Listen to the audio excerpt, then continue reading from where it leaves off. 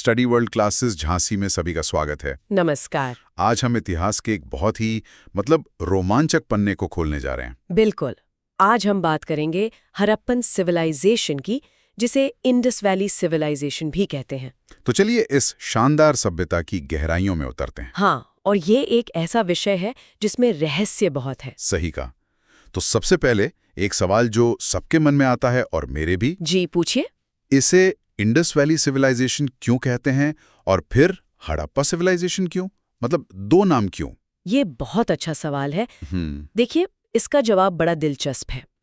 शुरू में जब खोज हुई 1920s के आसपास, हाँ। तो जो भी साइट्स मिली, जैसे मोहनजोदारो, हाँ। वो इंडस रिवर सिंधु नदी के पास थी। हाँ। तो स्वाभाविक रूप से इसका नाम इंडस वैली सिविलाइजेशन पड़ गया। अच्छा, ये तो लॉजिकल है। लेकिन फिर हड़प्पा नाम इतना क्यों चलता है? एग्जैक्टली क्योंकि इस सभ्यता में जो सबसे पहला स्थल खोजा गया था 1921 में, हाँ, वो हड़प्पा था और वो रावी नदी के तट पर है। ओ, सिंधु के नहीं? जी नहीं। और बाद में जब साइट्स सिंधु घाटी से बहुत दूर मिलने लगी, गुजरात, सरस्वती घाटी, यहाँ तक कि गोदावरी घाटी तक, तब समझ आया कि ये सिर्फ इंडस वैली तक सीमित नहीं है। बिल्कुल। तो पुरातत्वविदों ने तय किया कि इसका नाम पहले खोजे गए स्थल पर रखना सबसे सही होगा। इसलिए हड़प्पन सिविलाइजेशन एक ज्यादा उपयुक्त नाम है। हाँ, एक ज्यादा एक्यूरेट नाम है। और ये सभ्यता कोई छोटी मोटी नहीं थी, इसका फैलाव तो बहुत ही बड़ा था। बहुत ज्यादा। इसका आकार एक तरह से ट्रायंगुलर था, त्रिभुजाकार। हाँ, और कुल क्षेत्रफल लगभग 16 लाख वर्ग किलोमीटर था। 16 लाख?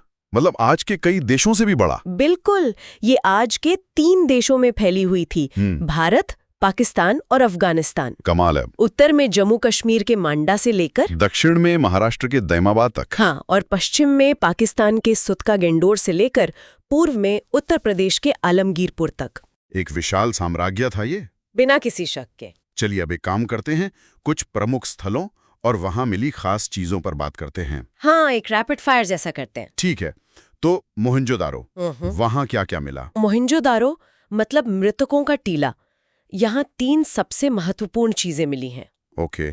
एक, द ग्रेट बाथ, विशाल स्नानागार। दूसरा, द ग्रेट ग्रैनरी, विशाल अन्नागार। और तीसरा, और सबसे प्रसिद्ध, अ ब्रॉन्ज डांसिंग गर्ल की मूर्ति। हाँ, वो तो आइकॉनिक है।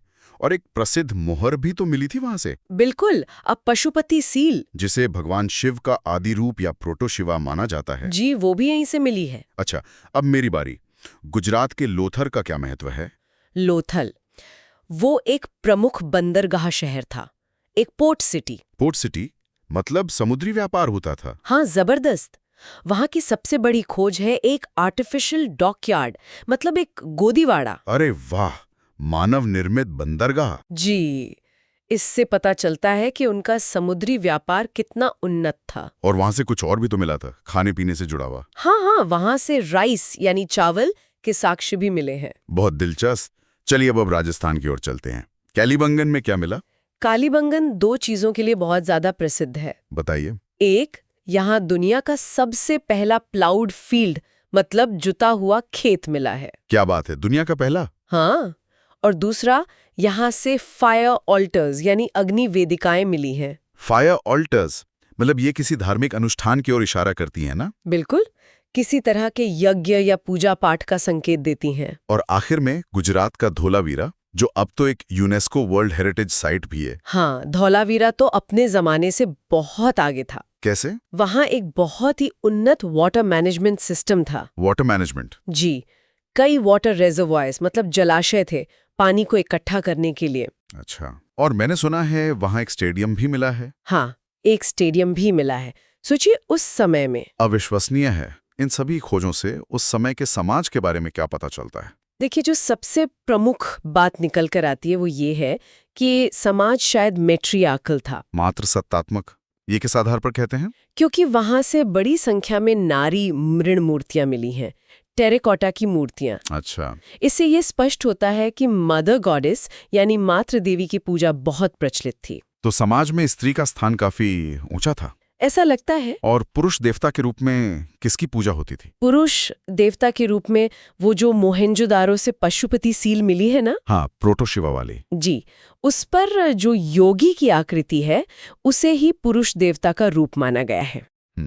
वैसे इतिहास को इसी तरह की बारीकियों और दिलचस्प तरीके से समझने के लिए स्टडी वर्ल्ड क्लासेस झांसी आपके लिए सबसे अच्छी जगह है। बिल्कुल, यहाँ कॉन्सेप्ट्स को कहानी की तरह समझाया जाता है। अच्छा, एक और हैरान करने वाला तथ्य।